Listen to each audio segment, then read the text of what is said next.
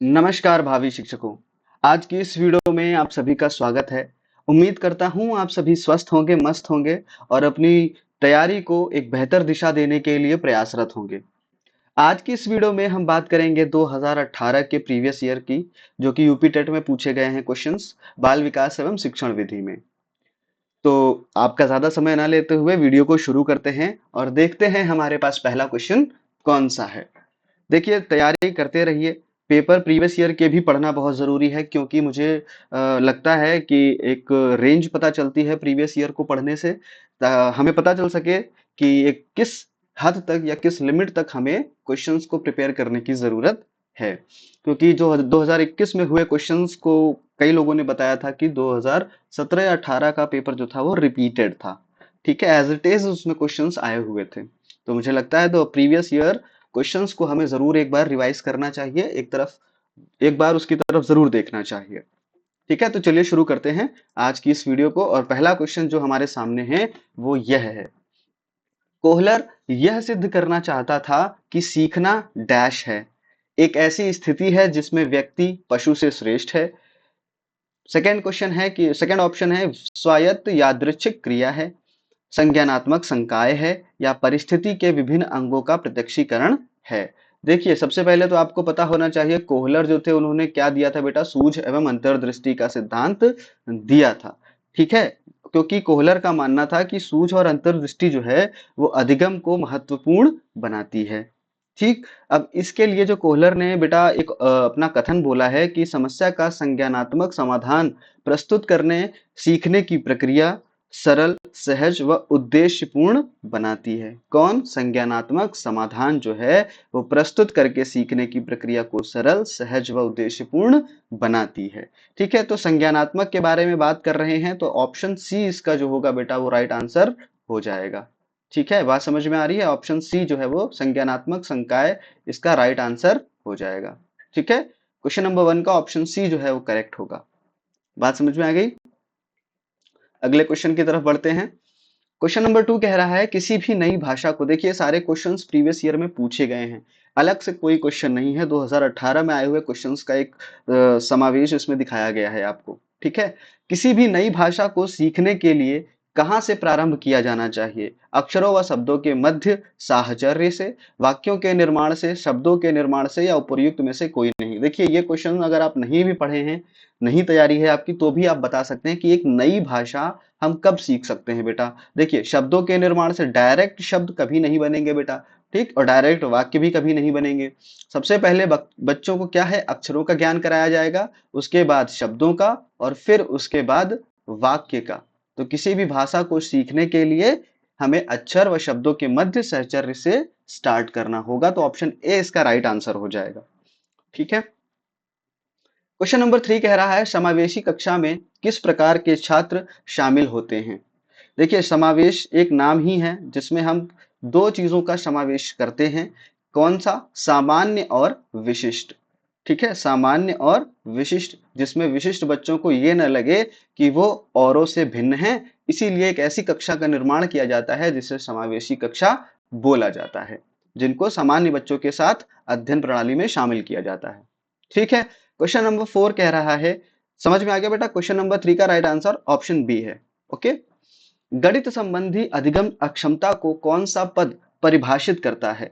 गणित संबंधी अधिगम अक्षमता को कौन सा पद जो है वो परिभाषित करता है? देखिए, गणित संबंधी है, ठीक है, तो नीरसता संबंधी दोष तो बिल्कुल भी नहीं होगा। पठन दोष बिल्कुल नहीं बेटा, मैथ्स पढ़ने में किसको प्रॉब्लम आएगी? ठीक है, गणना दोष, हाँ गणना दोष, कैलकुलेशन की जो प्रॉब्लम है वो देखने को मिलती है गणित संबंधी अधिगम में। तो क्वेश्चन नंबर 4 का right answer option number C. समावेशीकरण की सफलता के लिए आवश्यक है। क्वेश्चन नंबर 5 कह रहा है कि समावेशीकरण की सफलता के लिए आवश्यक है क्या? क्षमता निर्माण का अभाव, अभिभावकों की भागीदारी का ना होना, अलगाव, या संवेदनशीलता। देखिए, इसका जो राइट आंसर है वो है संवेदनशीलता। भी देखिए, पिछले दूसरे दूसरे या तीसरे क्वेश्चन में मैंने भी आपको बताया था कि ऐसा इसलिए करते हैं ताकि विशिष्ट आवश्यकता वाले बच्चे जो हैं वो अपने आप को समाज के अन्य सदस्यों से अलग ना समझें। ठीक है, विशिष्ट वाले जो बालक होते हैं बेटा, विशिष्ट बालक जो हैं वो अपने आप को समाज से अलग ना समझें, इसलिए हमें संवेदनशील होकर के समावेशीकरण की सफलता के लिए अधिगम कराना चाहिए। क्वेश्चन नंबर 6 कहता है निम्न में से कौन सा संवेग का तत्व नहीं है? व्यवहारात्मक, बेटा व्यवहार जो होता है वो संवेग होता है। दैहिक भी, जो भी हम करते हैं अपने सेंसरी मोटर स्टेज आपने पढ़ रखी है, ठीक है। संज्ञानात्मक भी संवेग का तत्व होता है। संवेदी जो है वो संवेग का तत्व नहीं होता है, ठीक है। बात समझ में आ रही है, क्योंकि संवेदी जो क्रिया है वो संवेग को प्रभावित नहीं करती है, ठीक है। संज्ञानात्मक क्षेत्र का सही क्रम क्या है? संज्ञानात्मक क्षेत्र का सही क्रम क्या है? देखिए, इसके लिए मैं आपको बता दूं, एक मनोवैज्ञानिक है बेंजामिन बेंजामिन बी ब्लूम, ठीक। इन्होंने शिक्षण के 3 क्षेत्र बताए हैं बेटा। कौन से 3 क्षेत्र बताए हैं? कौन कौन से? संज्ञानात्मक, संज्ञानात्मक, और दूसरा है भावात्मक, और तीसरा है मनोत्यागात्मक। मनोत्यागात्मक,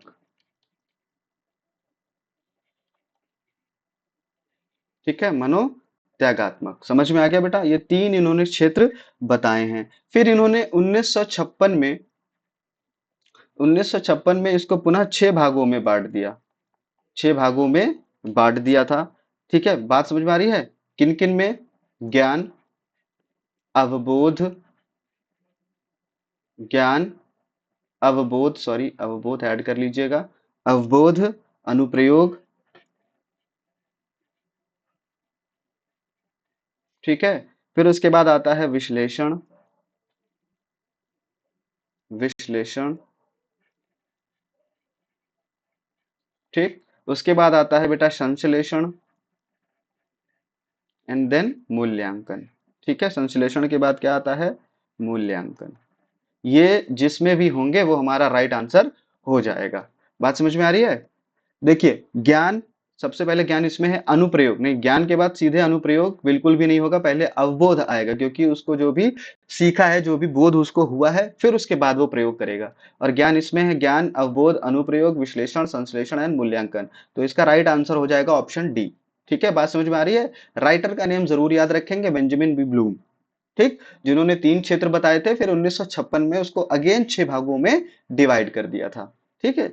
इसी बारे में क्वेश्चन जो है, देखिए डीप इसलिए पढ़ा रहे हैं ताकि हो सकता है क्वेश्चंस घुमा फिरा के कुछ और पूछ ले आपसे, तो हमें सारी नॉलेज होगी, हम तभी क्वेश्चन को एलिमिनेट कर पाएंगे। क्वेश्चन नंबर 8 क्या कहता है बेटा कि निम्न में से कौन सी अच्छे शिक्षण की विशेषता नहीं है? पूछ रहा है, नहीं है विशेषता, ठीक है। यानी 3 विशेषताएं उसकी होंगी। स्वेच्छाचारी, जनतांत्रिक, सहानुभूतिपूर्ण, वांछनीय सूचनाएं देने वाला। देखिए, अच्छा शिक्षण तभी हो सकता है जब उसमें जनतांत्रिक हो, सहानुभूतिपूर्ण हो और वांछनीय सूचनाएं दे सके।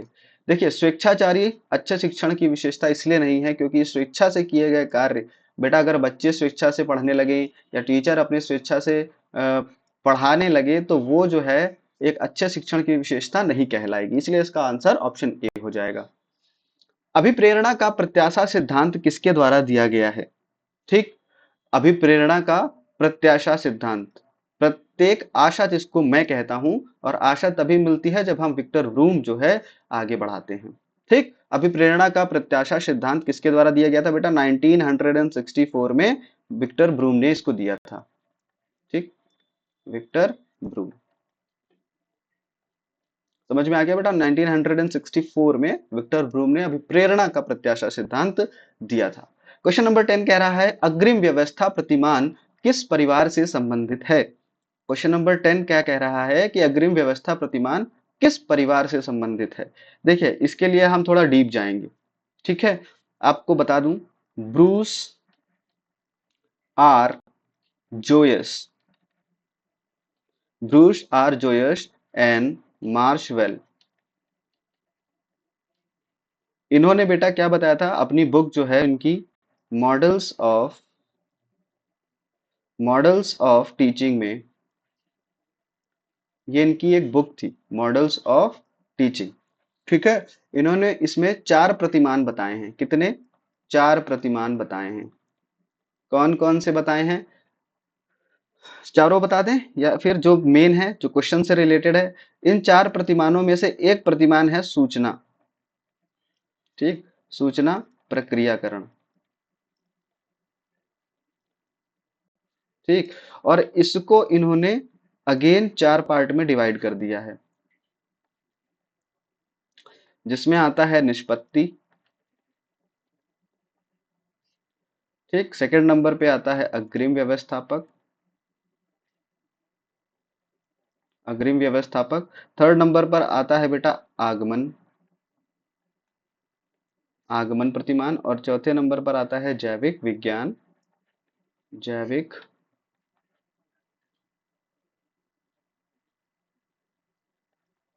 विज्ञान पृच्छ प्रतिमान। ठीक है, तो देखिए क्वेश्चन क्या कह रहा है कि अग्रिम, बात समझ में आ रही है? देखिए अग्रिम व्यवस्थापक मैंने ये बताया ना, ये वाला ऑप्शन, ये किस परिवार से संबंधित है? सूचना प्रक्रियाकरण से संबंधित है। बात समझ में आ गई? आंसर हम इस तरीके से एलिमिनेट करेंगे। देखिए डीप पढ़ेंगे तभी समझ में आएगा क्वेश्चन। लेवल देख रहे हैं क्वेश्चन का, इसीलिए हमें प्रीवियस ईयर क्वेश्चंस पढ़ना बहुत जरूरी है। कौशलों के स्थानांतरण के लिए कौन सा उपयोगी है? बताइए। Question number 11। कौशल अंतरण एक गति है ना कि उद्देश्य। रेखीय अधिगम है, शाखीय अधिगम है, तैयारी और अर्जन है। देखिए कौशलों के स्थानांतरण के लिए एक कौशल एक गति है ना कि उद्देश्य है। देखिए जैसे कार चलाना होता है, अब जैसे सडन अगर आपको कार चलानी आती है, कोई आपसे कहे कार चलाना है, तो तुरंत आप कार चलाना स्टार्ट कर देंगे। ठीक है, तो ये कौशल का स्थानांतरण, ये कौशलों में गिना जाता है। ठीक है, निम्न में से कौन सा शिक्षण का सूत्र नहीं है? आप सभी पढ़ रखा है, सरल से कठिन की ओर, निश्चित से अनिश्चित की ओर। ठीक, अगर जिसने नहीं पढ़ रखा तो एक बार देख ले, मैं बता दे रहा हूं। ठीक है, पहला है सरल से कठिन की ओर, सरल से कठिन की ओर। ठीक है ना, समझ में आ रहा है? दूसरा है ज्ञात से अज्ञात की ओर, ज्ञात से अज्ञात की ओर। ठीक, थर्ड वन हमारा आता है बेटा स्थूल से सूक्ष्म की ओर, स्थूल से सूक्ष्म की ओर। ठीक है, समझ में आ गया? फिर आता है पूर्ण से अंश की ओर, पूर्ण से अंश की ओर। ठीक, फिर आता है बेटा अनिश्चित से निश्चित की ओर, अनिश्चित से निश्चित की ओर। ठीक है, समझ में आ गया? दृश्य से अदृश्य, दृश्य से अदृश्य, विशिष्ट से सामान्य, विशिष्ट से सामान्य। ठीक, विश्लेषण से संश्लेषण, विश्लेषण से संश्लेषण। समझ में आ गया? हाँ, चलिए, विश्लेषण से संश्लेषण की ओर। फिर आता है मनोवैज्ञानिक,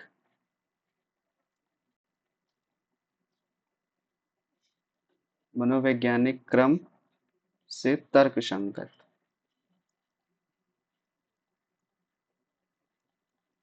ठीक, फिर उसके बाद अनुभव, अनुभव से युक्ति युक्त। और लास्ट आता है हमारा प्रकृति का अनुसरण, प्रकृति का अनुसरण। ठीक, ये सारे हमारे क्या होते हैं बेटा? शिक्षण के सूत्र होते हैं। हर्बर्ट स्पेंसर ने दिया है, इसको याद रखिएगा। अब कह रहे हैं कौन सा सूत्र नहीं है। ठीक, तो देख लेते हैं। नहीं है, सरल से कठिन की ओर है, निश्चित से अनिश्चित की ओर है, दृश्य से अदृश्य की ओर बिल्कुल है, निगमन से आगमन की ओर ना, ये जो है वो ऑप्शन नहीं है इसमें, तो ये हमारा राइट आंसर हो जाएगा। ठीक है। सूक्ष्म शिक्षण चक्र का प्रथम पद क्या होता है? बताइए। सूक्ष्म शिक्षण चक्र जो होता है उसमें प्रथम पद क्या होता है? तो देखिए चक्र आपको पता होना चाहिए। सबसे पहले मैं बता दूं, AWLN जो हैं वो इसके प्रतिपादक हैं। ठीक है, जिन्होंने बताया है कि पहला स्टेप क्या होता है बेटा? पाठ योजना बनाना होता है, जो सभी ने BTC में पढ़ रखा होगा। ठीक है, पाठ योजना बनाते हैं। सेकंड नंबर पर क्या करते हैं बेटा? हम शिक्षण करते हैं। फिर उसके बाद हम उनसे क्या ले लेते हैं? फीडबैक ले लेते हैं, प्रतिपुष्टि करते हैं। और प्रतिपुष्टि में अगर कोई दिक्कत आती है तो फिर क्या करते हैं बेटा, पुनः नियोजन करते हैं, पुनः नियोजन करते हैं। ठीक, उसके बाद क्या करते हैं, पुनः शिक्षण हो जाएगा। ठीक, फिर उसके बाद क्या करेंगे, पुनः प्रतिपुष्टि। ठीक है, ये इसी क्रम में आगे बढ़ता रहता है। समझ में आ गया आपको, यहां से यहां तक, फिर फिर ये एंड देन ये, फिर ये एंड देन ये। इसी तरीके से ये चक्र जो है वो चलता रहता है। ठीक है, तो पहला हमसे पद पूछा है, तो पहला पद क्या होता है बेटा, पाठ नियोजन यानी योजना बनाना। ठीक है, तो 13 का ऑप्शन सी करेक्ट हो जाएगा। ओके, क्वेश्चन नंबर 14 कहता है निम्न में से कौन सा बोध स्तर के शिक्षण में शामिल नहीं है, सॉरी शामिल है। निम्न में से कौन सा बोध या अवबोध स्तर के शिक्षण में शामिल नहीं है। देखिए, पृथक्करण होता है, अनुप्रयोग होता है, तुलना होती है, या अन्वेषण होता है। तो मैं आपको बता दूं, बोध स्तर में बेटा कौन कौन सी चीजें शामिल करी जाती हैं। सबसे पहला आता है अन्वेषण। पहला क्या आ जाएगा, अन्वेषण। ठीक है, अन्वेषण। सेकंड नंबर पर आता है बेटा प्रस्तुतिकरण, प्रस्तुतिकरण। थर्ड नंबर पर आत्मीकरण। ठीक है, लास्ट हमारा आता है बेटा वर्णन, जिसको हम अभिव्यक्तिकरण या व्यक्तिकरण भी बोलते हैं।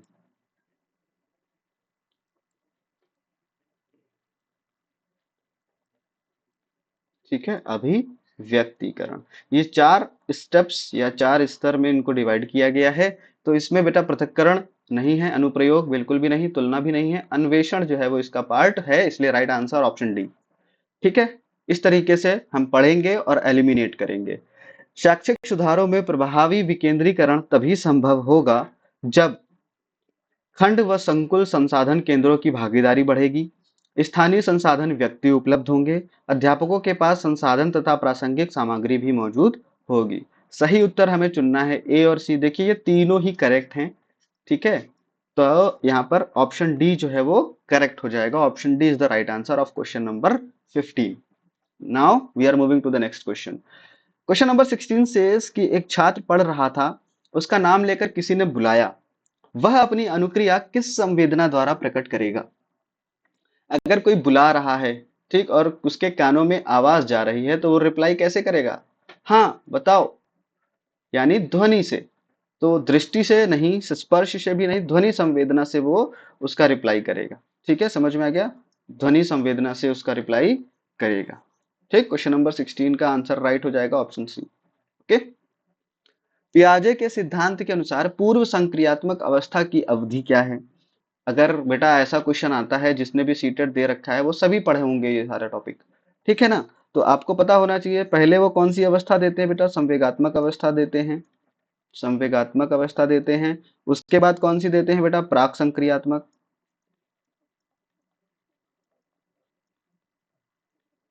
फिर उसके बाद आती है मूर्त संक्रियात्मक। ठीक है, उसके बाद बेटा क्या आती है, औपचारिक। औपचारिक संक्रियात्मक। ठीक है, औपचारिक संक्रियात्मक। आप सभी ने पढ़ रखा होगा ये, लेकिन फिर भी बताना बेटा मेरा फर्ज है, मैं बता दे रहा हूं ताकि आपको दिक्कत ना हो। ये कब से कब तक होती है बेटा, जन्म से 2 वर्ष तक होती है। ये कब से होती है बेटा, 2 से 7 वर्ष तक होती है। ठीक, और ये होती है 7 से 11। ठीक, और ये होती है बेटा 11 से 15। ठीक है, समझ में आ गया, कब से कब तक होती है, 7 से 11 और 11 से 15। ठीक है, ठीक, तो इसका राइट आंसर क्या होगा कि इन्होंने पूछा है पूर्व संक्रिया, पूर्व नहीं प्राक होगा। ठीक है, प्राक संक्रियात्मक, सही कर लीजिएगा इसको। प्राक संक्रियात्मक अवस्था की अवधि क्या है बेटा, 2 से 7 वर्ष है। तो राइट आंसर क्या हो जाएगा बेटा, 2 से 7 वर्ष। ठीक है, 2 से 7 वर्ष इसका राइट आंसर हो जाएगा। क्वेश्चन नंबर 18 कहता है कि निम्न में से कौन सी बाल्यावस्था के बाद की बौद्धिक विकास की विशेषता नहीं है। अगेन नहीं को एलिमिनेट करना है, मतलब कि हमें 3 जो है वो सही ऑप्शन दिए गए हैं, एक गलत दिया गया है, तो हमें गलत वाले को फाइंड आउट करना है। ठीक है, क्वेश्चन नंबर 18 कह रहा है भविष्य की योजना की सूझबूझ, विज्ञान की काल्पनिक कथाओं में अधिक रुचि, बढ़ती हुई तार्किक शक्ति, काल्पनिक भय का अंत। देखिए, यानी बाल्यावस्था के बाद की बौद्धिक विकास की विशेषता नहीं है, मतलब क्या कह रहे हैं, बाल्यावस्था के बाद क्या आता है बेटा, किशोरावस्था, और किशोरावस्था में बच्चे क्या हो रहे होते हैं, मैच्योर हो रहे होते हैं। ठीक है, तो भविष्य की योजना की सूझबूझ उन्हें बिल्कुल भी नहीं होगी, वो उसको डेवलप कर रहे होंगे उस एज में। ठीक है, तो क्वेश्चन नंबर 18 का राइट आंसर ऑप्शन ए हो जाएगा। इनमें से कौन मनोवैज्ञानिक भाषा विकास से संबंधित हैं, ये 2021 में भी पूछा गया था, और 2021 में जो राइट आंसर था वो चॉम्स्की था, और इसमें भी राइट आंसर क्या है, चॉम्स्की, क्योंकि चॉम्स्की जो है वो भाषा विकास से संबंधित है। ठीक है, option C is the right answer. Thorndike ने अपने सिद्धांत को किस शीर्षक से सिद्ध किया है, संज्ञानात्मक अधिगम के प्रयत्न एवं भूल, संकेत अधिगम, या फिर स्थान अधिगम। आपको पता है थॉर्नडाइक ने कौन सा सिद्धांत दिया है, प्रयत्न एवं भूल का सिद्धांत, तो आप तुरंत एलिमिनेट कर देंगे। देखिए, याद होगा तो 2 मिनट की भी बात नहीं है ये, अगर याद नहीं है तो आपके लिए समस्या का विषय है। ठीक, तो बेहतर होगा कि आप चीजों को रिलेट करके याद कर लें। ठीक है, समझ में आ गया, थॉर्नडाइक प्रयत्न एवं भूल के सिद्धांत से संबंधित हैं। गिरोह अवस्था किस आयु वर्ग विकास से संबंधित है, गिरोह अवस्था, गिरोह अवस्था, देखिए बेटा, गिरोह अवस्था कब से कब तक होती है, 8 से 10 वर्ष की जो अवस्था होती है वो गिरोह अवस्था बोला जाता है। क्यों बोला जाता है गिरोह अवस्था, गिरोह अवस्था इसलिए बोला जाता है कि बच्चे जो है वो अपना गुट बनाने लगते हैं, ग्रुप बनाते हैं, और ग्रुप में कार्य करना उनको अच्छा लगने लगता है, इसीलिए इसको गिरोह अवस्था बोला जाता है, 8 से 10 वर्ष एवं समाजीकरण। ठीक है, पियाजे के अनुसार संज्ञानात्मक विकास की तीसरी अवस्था निम्न में से कौन सी है। देखिए, मैंने अभी आपको बताई थी, पहली क्या थी बेटा, मैं आपको पीछे चल के बता देता हूं, संवेगात्मक, प्राक संक्रियात्मक, मूर्त संक्रियात्मक और औपचारिक। पहली ये थी, दूसरी ये, तीसरी ये, मूर्त संक्रियात्मक। ठीक है, तो इस क्वेश्चन में भी यही पूछा जा रहा है कि तीसरी अवस्था कौन सी है, तो मूर्त संक्रियात्मक अवस्था होती है, जो कब से कब तक होती है बेटा, 7 से 11 वर्ष की होती है। ठीक है, निम्न में से अधिगम में योगदान देने वाले मनोवैज्ञानिक कारकों में कौन सा शामिल नहीं है, यानी 3 शामिल है, एक शामिल नहीं है। ठीक है, तो देखिए क्या पूछ रहा है, कारक पूछ रहा है, मनोवैज्ञानिक कारक अधिगम में जो योगदान देते हैं वो कारक कौन कौन से हैं, पहले ये आपको पता होना चाहिए। ठीक है, तो इच्छा होती है, प्रेरणा होती है, रुचि होती है। ठीक है, रुचि हो गई, बुद्धि हो गई, अभिवृद्धि हो जाती है। ठीक, अभिवृद्धि, परिपक्वता आदि चीजों को सम्मिलित किया जाता है। ठीक, समझ में आ गया, तो इच्छा है, प्रेरणा भी है, और विषय वस्तु का स्वरूप रुचि है, ये भी है, विषय वस्तु का स्वरूप जो है वो नहीं है। ठीक, तो क्वेश्चन नंबर 3 का right answer option number D हो जाएगा। निम्न में से सामाजिक मूल्य कौन सा है, बताइए, 24 का क्वेश्चन नंबर 24 कह रहा है सामाजिक मूल्य कौन से हैं और कौन से नहीं है, ये आपको अगर पता होगा तभी इस क्वेश्चन को आप सॉल्व कर पाएंगे। क्वेश्चन नंबर 24, सहायता परक व्यवहार, प्राथमिक लक्ष्य, मूल प्रवृत्ति, या आक्रामकता आक्रामकता की आवश्यकता। देखिए, सामाजिक मूल्य की बात कर रहा है। ठीक है, तो मनोविज्ञान की बुक में कुल 83 नैतिक बताए गए हैं, नैतिक मूल्य, सामाजिक मूल्य। ठीक है, जिसमें से सहायता परक व्यवहार जो है वो शामिल है। ये 3 ऑप्शन जो है वो गलत हो जाएंगे। ठीक, ऑप्शन नंबर ए जो है वो करेक्ट हो जाएगा। पश्च अन्वेषण तथा साधन साक्ष्य विश्लेषण निम्न में से किसके उदाहरण हैं, पश्च अन्वेषण और साधन साक्ष्य। क्वेश्चन नंबर 25, स्वतः शोध का है, एल्गोरिदम, मानसिक वृत्ति, या प्रकार्यात्मक स्थिरता। देखिए, पश्च अन्वेषण और साधन साक्ष्य जो है वो स्वतः शोध की प्रविधि है। ठीक है, स्वतः शोध की क्या है, प्रविधियां हैं और इसी के ये उदाहरण भी, इसीलिए राइट आंसर 25 का ऑप्शन ए स्वतः शोध। क्वेश्चन नंबर 26, सीखने के वक्र अभ्यास द्वारा सीखने की मात्रा, गति और प्रगति की सीमा को ग्राफ पर प्रदर्शित करते हैं। यह किसने कहा है? ठीक, क्वेश्चन नंबर 26 कह रहे हैं कि सीखने के वक्र अभ्यास द्वारा सीखने की मात्रा, गति और प्रगति की सीमा को ग्राफ पर प्रदर्शित करते हैं। यह कथन किसका है? स्किनर का है, रॉस का है, एबिंगहॉस का है या एमएल बिग्गी का है? देखिए, ये कथन जो है वो गेट्स एवं अन्य का है। ठीक, गेट्स एंड अदर्स। तो गेट्स का नाम इसमें कहीं भी नहीं दिया गया है। ठीक, आप याद रखेंगे यह कथन किसका है बेटा? गेट्स एंड अदर्स का है। और जब पेपर ये आया होगा उन लोगों को मार्क्स मिले होंगे इक्वली इस क्वेश्चन के लिए। क्वेश्चन नंबर 27 सेज कि निम्न में से कौन सा अधिगम थॉर्नडाइक के अधिगम के प्राथमिक नियमों में शामिल नहीं है? ठीक, साहचर्यात्मक स्थानांतरण का नियम, अभ्यास का नियम, प्रभाव का नियम और तत्परता का नियम। देखिए, ये जो मैंने नोटिस किया है ये सभी पेपरों में अभी तक के मैंने देखा है कि सब में पूछा गया है।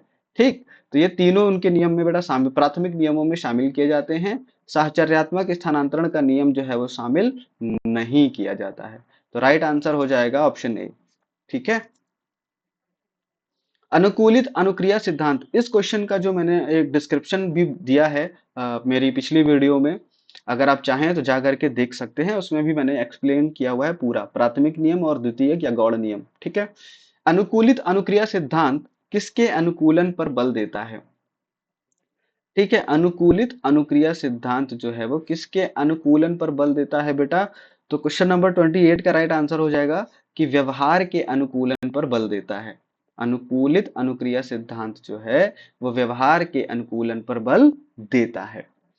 क्रिया प्रसूत अनुबंधन का दूसरा नाम क्या है बेटा? समीपस्थ, नैमित्तिक, प्राचीन या फिर चिन्ह अनुबंधन। ठीक, तो 29 का जो हो जाएगा राइट आंसर वो हो जाएगा नैमित्तिक अनुबंधन के नाम से भी हम इसको जानते हैं। ठीक है, किसने दिया है बेटा? ये दिया है स्किनर ने, बीएफ स्किनर। ठीक है, निम्न में से कौन सी अधिगम की एक विशेषता नहीं है? अधिगम का अवलोकन प्रत्यक्ष रूप से किया जा सकता है। देखिए, नहीं पूछा है तो 3 होंगी, एक नहीं होगी। ठीक है, अधिगम व्यवहार में अपेक्षाकृत स्थायी परिवर्तन है। ठीक है, बिल्कुल सही बात है, ये हो सकता है। अधिगम प्राणी की अभिवृद्धि है। अधिगम प्राणी की अभिवृद्धि है। अधिगम एक लक्ष्योन्मुख प्रक्रिया है। अधिगम एक लक्ष्योन्मुख प्रक्रिया है, बिल्कुल सही बात है। अधिगम का अवलोकन प्रत्यक्ष रूप से किया जा सकता है, ये जो है इसकी विशेषता नहीं है। और 30 का क्वेश्चन नंबर जो राइट आंसर है वो ऑप्शन ए हो जाएगा। अधिगम का अवलोकन प्रत्यक्ष रूप से किया जा सकता है, ये इसकी क्वालिटी नहीं है। ठीक है, चलिए देखिए, आज के 2018 के 30 क्वेश्चंस पूरे हुए। उम्मीद करता हूँ आपको ये वीडियो बहुत अच्छा लगा होगा, और अगर आपको एजुकेशनल लगता है तो प्लीज सपोर्ट करिए, क्योंकि एक वीडियो बनाने में बहुत मेहनत लगती है। आप सपोर्ट करेंगे तो वीडियो यूं ही कंटिन्यूअसली आती रहेगी, और आप बेहतर तैयारी करते रहिए जिससे हम इस पेपर को एलिमिनेट कर सकें अच्छे मार्क्स के साथ, और अपने बेहतर भविष्य की कामना मैं करता हूं आप सभी की। वीडियो देखने के लिए बहुत बहुत शुक्रिया। मिलते हैं अगले वीडियो में।